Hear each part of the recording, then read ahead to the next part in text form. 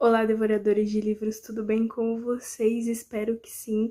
Tô aqui para mais um vídeo e o vídeo de hoje, como eu disse anteriormente para vocês, estou trazendo a resenha do aclamado e belíssimo último livro da saga Crepúsculo, que é o maravilhoso Sol da Meia-Noite, da Stephenie Meyer. Hoje eu vou trazer o vídeo de resenha desse livro maravilhoso, que eu enrolei muito para gravar para vocês, porque eu sabia que ele ia ser um vídeo longo e que eu ia ficar exaltada. Então, ó, já tô jogando tudo pro ar, gente. Por quê? Porque esse livro aqui, ele merece a sua aclamação nesse canal. Vocês sabem que eu amo a saga Crepúsculo, amo muito essa saga de livros, essa saga de filmes.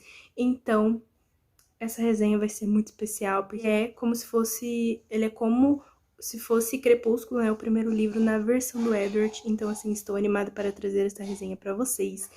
Espero que vocês já tenham gostado do tema e do livro que vai ser resenhado. Então, se vocês já gostaram, deixem bastante like aí embaixo, comentem bastante também para eu trazer o resto da resenha dos livros da saga Crepúsculo, né? Eu preciso trazer para vocês a resenha e o livro versus filme, então comentem aí embaixo que eu vou tentar trazer o mais rápido possível para vocês assistirem e compartilhem o vídeo e o canal com os amigos, que a gente está rumo aos 500 inscritos, gente. Então compartilhe pra geral, pra gente poder bater essa meta. Então agora vamos para a resenha, que esse começo aqui já ficou gigantesco. Bora pra resenha. Então, gente, como eu disse pra vocês, primeiro quero pedir perdão, porque vai ficar o reflexo aqui da iluminação no livro. Me perdoem, gente, eu vou tentar diminuir ao máximo, ficar mexendo ele e tal, mas infelizmente vai ficar essa luz nele, gente, me desculpem. Bom, gente, então esse livro é como se fosse Crepúsculo, só que ele é totalmente na visão do Edward. Então, quem vai ser o narrador principal é o Edward, a gente vai saber tudo o que ele pensa, os sentimentos, as ações e tal e tal. Então, vamos aqui para alguns pontos principais e superficiais do livro em si. Ele saiu oficialmente no mundo todo no dia 4 de agosto do ano passado, né, de 2020.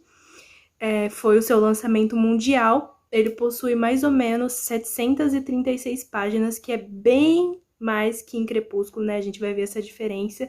E você vai até se perguntar, oxe, mas por quê? Ele tem mais páginas que Crepúsculo. É porque a gente vai ter um detalhamento maior, a gente vai ter mais observações. O Edward, ele é muito, assim, descritivo, então a gente vai ter mais descrições e tal, então por isso que ele é um pouco maior que Crepúsculo em si. Ele também tem uma diferença minúscula na gramatura do papel em relação ao resto da saga, mas na hora de ler, manusear e tal, você não percebe essa diferença, mas gramaticamente, assim, falando, ele tem essa diferença na gramatura do papel. A capa dele, ele tem muito a ver com o Edward e como ele sente. Ao longo da história, a gente vai perceber mais ou menos o porquê da capa e já posso adiantar aqui pra vocês que é totalmente fiel ao que o Edward diz que se sente, como ele age e tal. Então, a capa é totalmente fiel e, particularmente, é uma das capas que eu achei mais bonita. Quem tem aquela fobia lá não consegue olhar muito pra capa, porque tem essas bolinhas e tal, mas pra mim ela é muito bonita. E pra quem não sabe, isso daqui é uma romã, né? É uma romã cortada no meio e tal, mas assim, pra mim essa é a capa mais bonita de todas. Antes de começar a dar spoilers e mais detalhes, eu quero deixar um aviso pra vocês que você tem que ler Sol da Meia-Noite após você ler toda a saga. É uma recomendação que eu dou, porque você vai ter muitos spoilers do resto da saga. Tipo, se você parar, ler só Crepúsculo e depois ler Sol da Meia-Noite, você vai ficar um pouco perdido e vai receber spoilers. Então, esse livro aqui você tem que ler após ler toda a saga, né? Você tem que seguir certinho Crepúsculo, Lua Nova, Eclipse, Amanhecer, tanana, tanana, e ler Sol da Meia-Noite. Porque aí você vai entender tudo e não vai acabar tendo spoilers, né? Vai ser só uma relembrança, ele só vai retomar fatos e aí você não vai ficar perdido. Então agora bora para pontos sobre o enredo do livro. Vamos falar assim mais sobre o enredo de todo o livro. E agora vai ter spoilers, viu, gente? Esse vídeo, ele vai ter spoiler sim, porque é um livro que basicamente é a mesma coisa que Crepúsculo, como eu disse pra vocês. Então esse daqui eu vou trazer spoilers, porque vai ter a visão do Edward, então tem coisas diferentes. E pra não ficar igual a resenha que eu vou trazer de Crepúsculo, então eu vou dar spoilers nesse vídeo. Como eu disse pra vocês, por ele apresentar a visão do Edward, ele tem então um aspecto mais forte e pesado e mostra, assim, muitas revelações, sabe? Várias revelações ao longo da história do Edward, de tudo que ele passou e tal, então tem sim um tom mais pesado e mais sombrio. Nele, a gente consegue se aprofundar em questões que em Crepúsculo foi citado assim superficialmente, que a Bella só citou, aqui o Edward ele vai detalhar mais e tal, ainda mais por ser ações, né? A maioria das ações do Edward, a Bella, ela só citava, ela não tinha o ato, assim, de detalhar e tal, e aqui o Edward ele vai falar mais e vai dar mais detalhes, como eu disse pra vocês antes. Um exemplo desse detalhamento é a intensidade e a dureza que o cheiro da Bella tem pro Edward, né? A Bella, assim, ela só cita pra gente que o Edward, ele não se sentia bem com o cheiro dela e tal, e a gente sente que é algo meio difícil pra ele, mas aqui nesse livro a gente vai ter uma visão muito melhor e mais detalhada de como é ruim pra ele, como ele sofre em relação a sentir o cheiro dela todo dia e como isso é difícil pra ele, como ele tem que superar e se esforçar pra não atacar ela e matar ela assim na hora. Outro exemplo também é aquele dia na escola, no comecinho do livro, que o Edward some do nada, né? Ele não vai mais pra escola, ele passa, se eu não me engano, uma semana fora. E em Crepúsculo a Bella cita e ela fica meio ressentida com isso, meio curiosa em saber pra onde o Edward foi. Então nesse livro a gente vai saber realmente pra onde ele foi, com quem ele foi e o que ele foi fazer nesse tempo que ele estava fora da escola. Então a gente tem esse detalhamento de ideias e de ações do Edward que a gente não tinha em relação à Bella, porque não tinha como a Bella saber, né? Não tinha como ela saber onde o Edward foi, pra onde ele fugiu e tal. Então aqui a gente vai ver isso e vai ser muito legal pra gente fazer uma intertextualidade, ligar fatinhos e pontos assim, que são muito interessantes na história. Outro ponto também que a gente acaba sabendo mais no Edward, além de toda a sua versão sombria e dolorosa, é a sua opinião perante os humanos, né? A gente vai acabar sabendo o que o Edward acha dos humanos, da existência deles e tal, os seus entendimentos, as suas impressões perante os seres humanos e o seu vampirismo. A gente também vai acabar sabendo o que ele acha de ser vampiro, de ter que viver com isso, essa barreira e tal, de ser vampiro no mundo cheio de humanos. E também a gente tem a questão da leitura de mentes, né, da sua habilidade de ler a mente das pessoas e como isso o leva a perceber que os humanos são muito fúteis e muito desinteressantes, né? Antes da Bella aparecer, ele até cita que pra ele tava tudo normal, que ele não tinha vontade de nada, porque todos os humanos, ele já sabia o que os humanos pensavam, o que os humanos escondiam nas suas mentes, e pra ele tava tudo muito blé, sem objetivo, sem nada interessante pra fazer, tudo de uma forma desinteressante. E aí entra a Bella, que é uma pessoa que ele não consegue ler a mente e que ele quer muito ler, e aí começa tudo a ficar com uma forma mais divertida, sabe? Ele começa a ver que os dias dele estão ficando mais interessantes, que aquela chatice dos humanos tá sumindo pelo fato dele conhecer a Bella e dele querer saber mais dela e tal. Então, assim, isso também é muito interessante, né? Como ele vê os humanos e tal, é uma questão muito interessante. Então, como eu disse pra vocês, no momento que ele avista a Bella Swan, as coisas mudam drasticamente, assim, muito rápido. Ele sente aquele cheiro atraente e os instintos dele de vampiro que estavam guardados, né, que já estavam encobertos e fechados a 7 chaves dentro dele, acabam saindo, assim, acordando do nada. Os seus instintos mais sombrios acordam, assim, e ele começa a ter que lutar com o seu monstro interior para poder resistir a essa sede de sangue e acabar não matando a Bella. Então a gente tem aquela cena icônica na aula de biologia, né, em que ele começa a pensar. Para Bella passa-se apenas 1 minuto, mas para o Edward é como se fosse uma imensidão, sabe? Um infinito, porque ele fica lá remoendo, remoendo, pensando, gente, eu vou colocar 20 pessoas em perigo, eu vou colocar 20 jovens em perigo pra beber o sangue da Bella ou não, o que que eu faço? E essa cena é muito icônica, porque nos pensamentos dele, como se fosse um período gigantesco de tempo, e pro pessoal lá é apenas 1 segundo, 1 minuto, e isso pra mim é muito interessante, sabe? Que pra ele demora uma imensidão, mas pra gente passa muito rápido. Então isso também eu acho que é muito interessante aqui, que o Eddard traz no livro, é uma questão muito legal, dessa passagem de tempo diferente pra gente e pra eles, da forma como o cérebro deles trabalha de uma forma muito rápida, né? Então é uma questão, assim, muito interessante que eu gosto bastante do livro, sabe? É algo meio icônico pra mim, igual a cena que eu falei pra vocês, que ele tá pensando ou não em chupar o sangue da Bella no meio de todo mundo. E, gente, junto com esse sentimento sombrio que veio, né, essa luta por resistir ao monstro interior dele, também renasce os sentimentos da sua vida humana, né? Junto com esse monstro vem o afeto, esse sentimento de ciúmes, de ai, será que a Bella vai gostar de mim ou não? Então, junto do seu monstro, vem esse sentimento mais humano que também é bom pra ele, né? Pra ele se tornar mais real e mais sentido, sabe? Então, ele até diz uma parte que esse sentimento, foi muito bom desse sentimento humano vir, porque esse sentimento acabou ultrapassando a vontade dele, a sede dele. Então, é um ponto também muito interessante que eu gostaria de citar aqui pra vocês, que tanto é até o momento na Campina, alguma coisa assim, eu não lembro o nome certinho, mas é aquele momento que ele sai com a Bella, né, pra conversar e tal, numa parte de floresta, de flores, e aí eles acabam tendo aquela conversa e tal. Então, os sentimentos dele, os sentimentos humanos dele, que, por incrível que pareça ou não, ainda estavam lá, né, escondidos, mas ainda estavam, acabam aflorando e trazendo o amor dele à tona, né? Então ele esquece toda aquela dor da sede, ele consegue ultrapassar, né, a dor, ele consegue superar, como se, tipo, a dor ainda estivesse lá, mas o desejo dele de ficar com a Bella, de amar ela e tal, ainda consegue ser maior que a sede. Então é algo, assim, que eu acho muito lindo na história.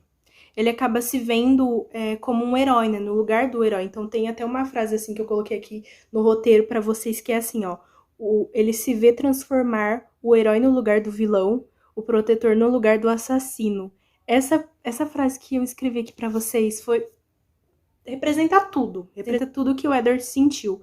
Ele se achava o vilão, se achava o monstro, se achava, como ele trouxe o exemplo, o leão.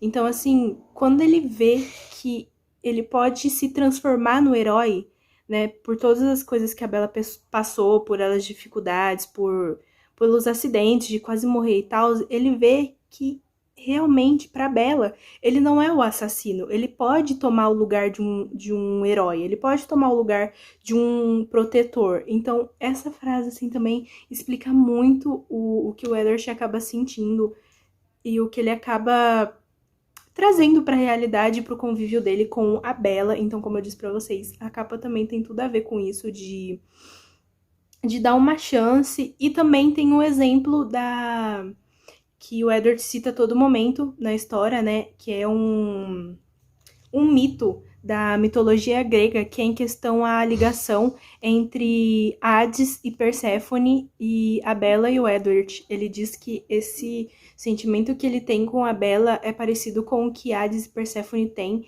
Então, também a capa também pode retratar isso, né, pelo fato da romã e tal. Então, é algo que ele acabou descobrindo junto com a questão do vilão e do herói. Ele também acabou fazendo uma ligação entre Hades e Perséfone, ele e a Bella. Então é algo assim também que ele vê em todo esse momento de reflexão. E eu quero também deixar um detalhe aqui pra vocês, que nesse livro eu não vou falar mais ou menos dos eventos que acontecem, assim, numa linha cronológica. Eu vou falar isso mais em Crepúsculo, né, quando eu for trazer a resenha. Então, nesse daqui eu só vou falar os pontos que o Eddard traz mesmo, do que ele sente e tal.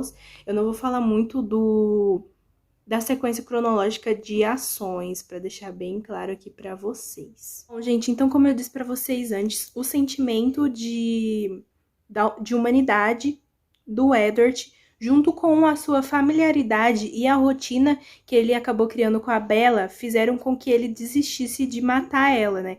A gente tem no filme toda aquela coisa dele levar ela para a escola, deles ficar junto no almoço. Então, essa repetição de momentos juntos, o fato dele ir à noite no quarto dela, ficar com ela. Então, essa repetição, essa companhia a todo momento acabam fazendo com que o Edward desista de matar a Bella totalmente, né? Ele resista totalmente à sua vontade de beber o sangue dela, né? A sede. E aí ele acaba realmente amando totalmente, aceitando total e real toda a sua situação com a Bella, porque no começo ele aceitava, mas ele ainda tinha o medo de se soltar e de acabar matando ela, né? Tanto que ele não gostava que a Bella relasse nele e tal, então ele tentava ao mínimo tocar nela, quando ela queria ele se afastava.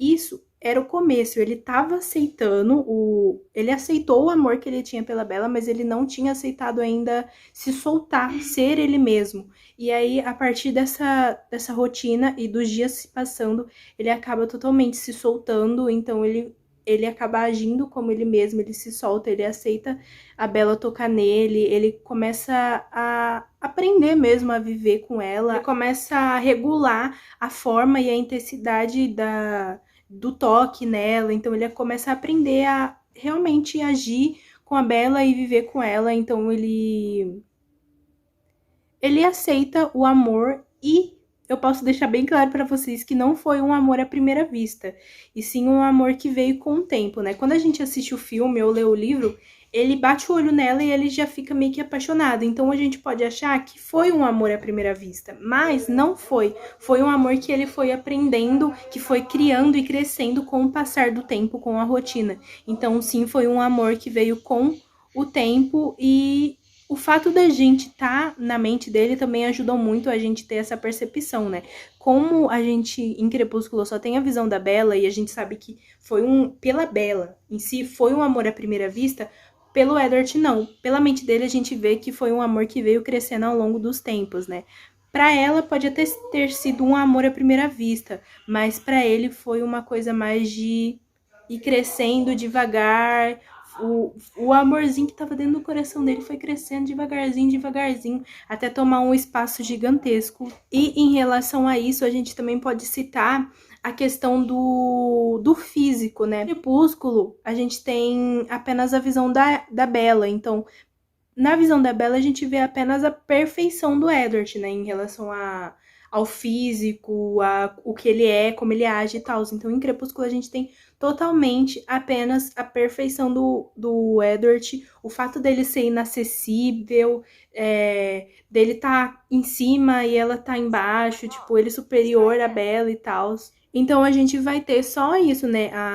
A Bella se colocando para baixo sempre, dizendo que o Edward é superior a ela, que ele é melhor que ela, que ele é mais isso, que ele é mais aquilo, que tudo ele é bom, que tudo ele acerta, que tudo ele faz da melhor maneira, que ele só tem habilidades, que ele não tem defeito. Agora, em Sol da Meia-Noite, a gente vai ter o contrário, né? A gente vai ter a visão do Edward e como tudo isso afeta negativamente ele, né? O fato da Bella se colocar para baixo sempre, se sentir menosprezada e para baixo e inferior a ele, a gente vai ver que ele não aceita isso, que isso faz muito mal para ele, como ele vê que isso é um problema, né? Pelo fato dela ver que não tem problema em tudo, tipo, ela aceita fácil o fato dele ser vampiro e por ela aceitar isso de uma forma muito fácil, a gente vai ver que o Edward aqui, ele não gosta disso. Ele acha isso um absurdo, ele acha que ela é, tipo, entre parênteses, uma suicida, que ela não liga pra parte ética e moral das coisas, né, que ela só vai com o coração. Ele acha e diz sempre que a Bella não tem um instinto de autopreservação, então é algo que a gente vê que é muito diferente, né, em Crepúsculo. Em Crepúsculo a gente só tem aquilo que a Bella fala e que a Bella acha, e por isso que até algumas pessoas não gostam, às vezes, do primeiro livro, pelo fato da Bella estar sempre se citando de uma forma negativa e tal, então é algo que o povo não gosta muito, vamos dizer assim, os leitores não gostam muito, então é algo que é muito diferente de um livro para o outro, o que é muito bom também pra gente ver que o Edward não é tudo aquilo que a Bella diz, né? Ele tem os seus empecilhos, as suas barreiras, né? Então isso também é muito interessante. Fazendo agora, separando agora um pouco, a gente estava falando até agora sobre Edward e Bella. Agora vamos falar um pouquinho sobre o Edward e a sua família. Porque pelo fato da gente ter um livro na versão do Edward, então a gente vai acabar sabendo um pouco mais da família dele. A gente vai acabar tendo mais informações sobre a família Cullen. O que fica mais em destaque pra gente é a linda união e parceria, né, entre os irmãos, né, entre o Edward e a Alice. A gente vê que realmente eles são aquilo que aparece em Crepúsculo, eles são muito ligados, estão sempre juntos, planejando coisas juntos. E a parceria, né, que eles têm, o quanto a Alice gosta e quer que ele e a Bella fiquem juntos, então isso também é bem retratado em Sol da Meia-Noite, né? A gente tem isso muito bem explícito no livro, né? E é algo que eu acho assim muito muito lindo, porque a Alice pra mim é uma das personagens assim preferidas da família. Ela é muito fofa, isso dela de querer, né, os dois juntos e aceitar e tentar fazer o romance deles ir pra frente, é algo que eu acho muito fofo e que é real, né? Que a gente tem uma pequena noção em Crepúsculo e que aqui a gente vê que totalmente é real, que dá certo, que é uma fusão muito boa. Falando em Alice, ver como tudo funciona e as perspectivas dela deixam, assim, os leitores muito fascinados, sabe? Eu, particularmente, fiquei muito fascinada com tudo que a Alice é capaz de fazer, né? A gente tem Porque nesse livro a gente tem o momento em que a Bella se acidenta e tal, então ela trama na cabeça dela, por ela ter essas visões e ver o futuro, ela trama tudo na cabeça dela, o que eles têm que fazer, como eles têm que fazer, se alguém vai desconfiar ou não. Então ver esse poder dela em prática e como ela toma as ações para se realizar o que vai ser feito, né, para ninguém desconfiar em nada, é assim algo muito legal e muito assim fascinante de você ver a ação e tal, é algo que eu gosto bastante e eu gosto muito da Alice, então o jeito que ela age pra mim é muito interessante de se ler. E pelo fato da gente ver isso, da gente ver a mente dela, da gente relembrar o passado da família Cullen e tal, então nesse livro a gente tem muitas cenas de flashback, muito flashback, tem muitas lembranças do passado, assim, então é um livro que tem muito flashback, por isso até que ele é bem grande, ele tem reflexões e flashbacks, é algo que tem muito, sabe, em todo o enredo da história. A gente tem relembranças sobre, como eu disse pra vocês, a origem dos Cullen, né, a transformação de cada um, a origem de cada casal, né, como que começou o romance. Um flashback que eu acho muito interessante é do romance da Rosalie e do Emmett. Eu acho muito interessante, né? O jeito que ela achou ele e tal. Foi um flashback que eu fiquei muito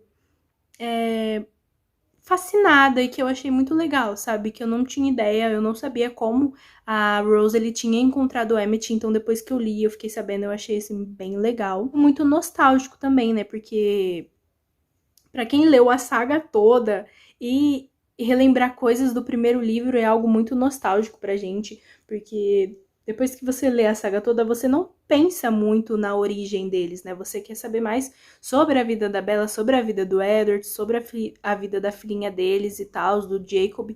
Então, relembrar como foi a transformação e a criação do clã, né, dos Cullen é algo muito incrível e muito nostálgico, muito diferente do imaginar e de ter aquilo lido, né? Porque por a gente ter lido só a saga Crepúsculo, a gente só conseguiu imaginar como seria o encontro deles, a união deles, a criação de cada um e tal. A gente não tinha o escrito, assim, pra gente ler e falar, foi assim. Não, a gente só imaginava, então é algo muito diferente do seu pensamento, do seu imaginar pro projeto final, né? E falando ainda, né, em família e em habilidades, ponto que é muito surpreendente é a força que a habilidade do Jasper tem. A gente sabe só em Crepúsculo que o Jasper tem a habilidade de manipular os seus sentimentos, né? O que você tá sentindo no momento e ver esse essa habilidade dele, né, esse poder em ação é muito incrível. A gente tem a parte em que a Bella vai sempre falar com eles e ela se sente mais nervosa, mais apreensiva e ansiosa, e ele tá sempre acalmando ela, sempre trazendo um clima gostoso pra conversa e tal. Então, ver ele agindo é muito interessante. A gente vê que isso é muito mais do que o superficial que a Bella passava pra gente, também é muito legal a gente ver ele em ação, o jeito que ele age, o jeito que ele fica. O Edward cita bastante, né? Ele fala que ele olha o Jasper agindo dessa forma e tal, o jeito como ele fica, como ele se porta quando ele tá soltando o seu poder, agindo com o seu poder, é muito interessante e muito legal. Eu gosto bastante do Jasper também. Bom, gente, passando para a última folha do nosso lindo PDF de base aqui para eu falar para vocês. Já tô acabando o vídeo, sei que ele tá enorme, mas assim, como eu disse antes para vocês, é um livro que eu amei muito. Me perdoem pelo vídeo estar grande, mas é um livro que, assim, eu amei e nem eu sei, eu tenho certeza que eu não vou conseguir expressar o tanto que eu adorei esse livro nesse vídeo, gente. Esse livro é maravilhoso, só lendo, pra você entender tudo que eu tô passando aqui no vídeo e como ele é maravilhoso. Vamos voltar, então, para a nossa parte final da nossa resenha com algumas informações a mais aqui pra gente acabar esse vídeo louco, que ele tá enorme. Falando agora sobre outros membros da família, a gente falou do Edward, a gente falou da Bella, a gente falou do Jasper, da Alice. Agora vamos pular para a Rosalie. A Rosalie, ela é uma personagem que eu não gosto. Eu sei de tudo que ela passou, admiro ela e tal, o que ela fez de acabar com o marido dela e tal, das pessoas que abusaram dela. Eu gosto bastante da história dela, da superação, mas é uma personagem que eu não gosto. Mesmo assim, eu não gosto. Eu entendo ela, mas não gosto. E a minha opinião sobre ela não mudou. Depois que eu li esse livro, eu continuo não gostando dela, continuo admirando, mas não gostando dela. E os ciúmes que ela tem pelo Edward é algo que pra mim é muito estranho, sabe? No livro a gente acaba percebendo, né? Na parte de aceitar a Bella e tal, ela não quer aceitar a Bella porque ela fica com um pouco de ciúmes do Edward. Porque realmente a Rosalie era pra ter sido um casal com o Edward, né? Não era pra ela ter encontrado o Emmett nem nada, era pra ela ter ficado com o Edward, objetivo inicial dela na família. Mas como o Edward não... Ele achava ela bonita e tal, mas ele não quis ela... Esse fato dela ser rejeitada e esses ciúmes que ela tem por ele, eu acho muito besta, muito bobo e muito estranho, sabe? Tipo, eles não... Eu sei que eles não são irmãos, mas é considerado como se eles fossem irmãos. E ela ficar com ciúmes dele, pra mim, é muito idiota, muito estranho. Então, não gosto dessa relação deles, de ciúmes e tal, não gosto. E tinha hora que ela ficava me irritando, sabe? Tipo, mano, só respeita a menina, só finge que ela não existe, só fica lá e tal, sabe? Isso nela, em mim, me estressa e não gosto. Então, já dá pra vocês perceberem, basicamente, que esse livro só fez a gente conhecer mais sobre os personagens e ver realmente se a gente gosta deles ou não, né? Se a gente concorda ou não com as suas opiniões. Isso deixa-se muito bem claro, sabe? Porque, como eu disse antes, várias vezes, o enredo é o mesmo. O que muda é algumas coisinhas e tal que são acrescentadas. Então, realmente é feito pra gente ter mais sobre a família Cullen e tal, mais sobre os personagens. E é algo muito bom, né?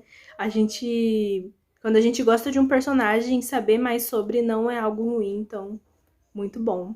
Outro ponto que eu não citei lá, na hora que eu falei da mente do Edward, é que também poder saber como os vilões pensam é algo muito legal, né? A gente tem aqui nesse livro um conflito, vamos se dizer assim, né? A gente tem aquilo dos três vampiros, né? Que acabam encontrando a Bella com os Cullen naquela cena icônica também do jogo de... Eu esqueci o nome do jogo que eles vão jogar. Mas os três vampirões, né, do mal, encontram eles lá jogando e aí o James sente o cheiro da Bella e tal. Então, por a gente estar com o Edward, a gente acaba tendo em mente o que o James sentiu naquela hora e como ele se sentiu quando o Edward desafiou ele, vamos dizer assim, né? Quando o Edward defendeu a Bella, a gente acaba sabendo que o Jaime sentiu na hora, né, os pensamentos dele de, eu vou caçar essa garota e tal, ele me desafiou, então eu vou caçar essa garota agora e tal. Então, é algo também muito interessante para se ilustrar na nossa mente. Ainda falando em mente, outras mentes que a gente acaba lendo junto com o Edward é a mente dos amigos da Bella, né? O Mike, a Angela, a Jessica. A gente acaba lendo a mente deles juntamente com o Edward e a gente acaba vendo que o Mike tem uma visão infantil de tudo, né?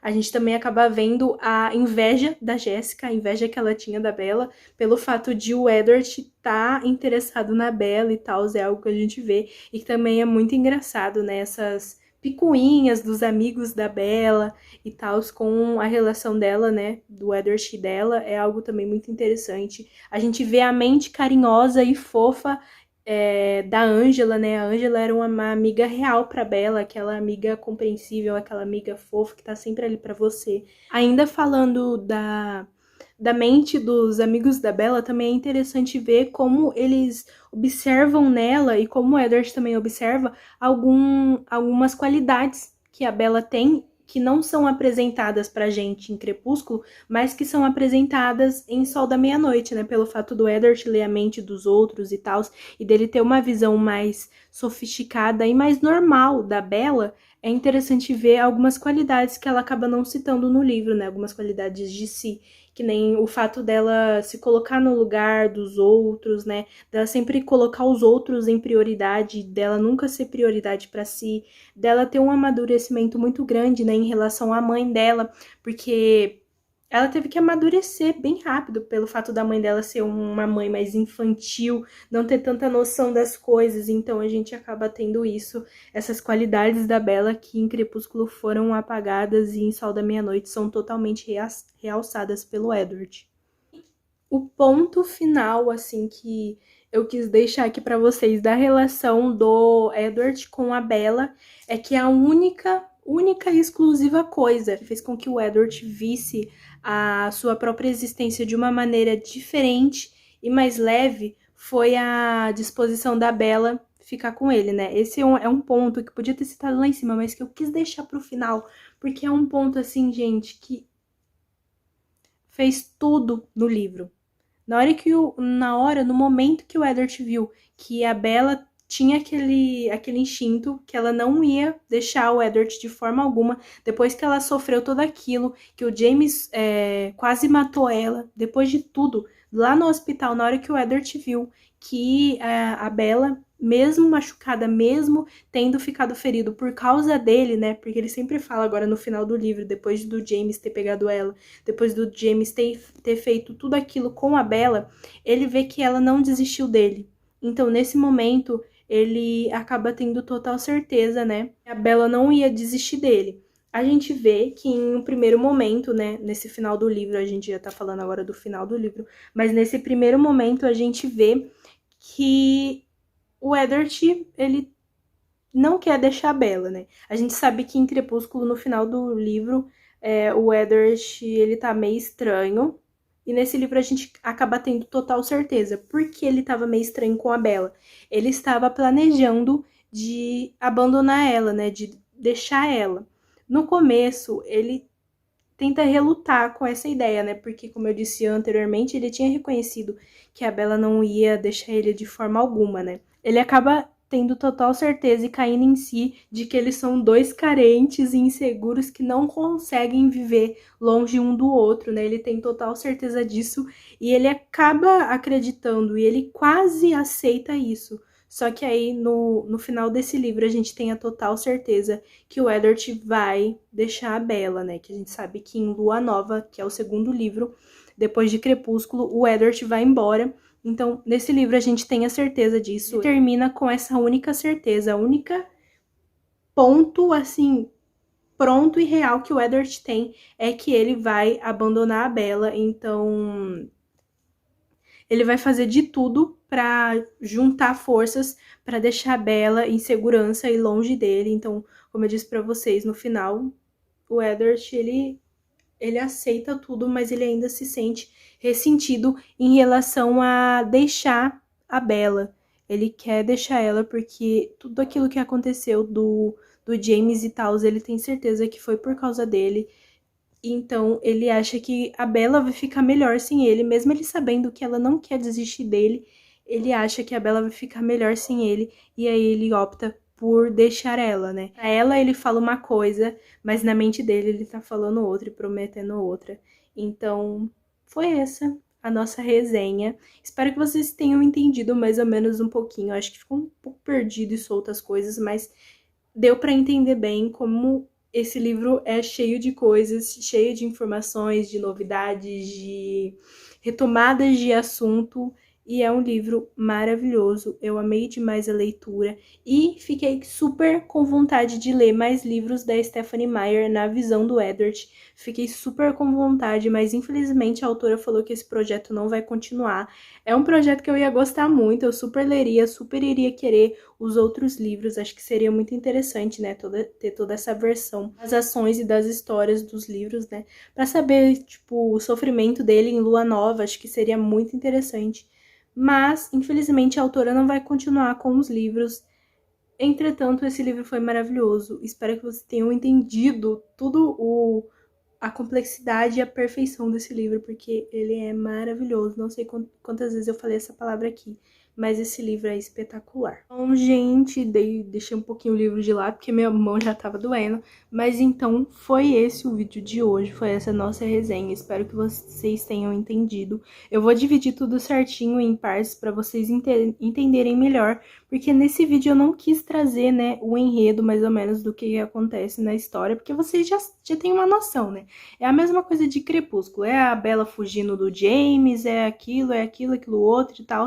Então, espero que vocês tenham entendido mais ou menos a resenha e visto o tanto que esse livro é bom e super recomendável para vocês lerem e tal. Eu amei ele. Espero que vocês também tenham gostado. Se vocês já leram Sol da Meia-Noite, comentem aí embaixo para mim, que eu quero muito saber o que vocês acharam, se vocês gostaram também do livro, se foi bom ou não. E comentem aí embaixo também se vocês não leram ainda, se vocês querem ler, se vocês já leram a saga Crepúsculo ou não, o que vocês acharam e tal.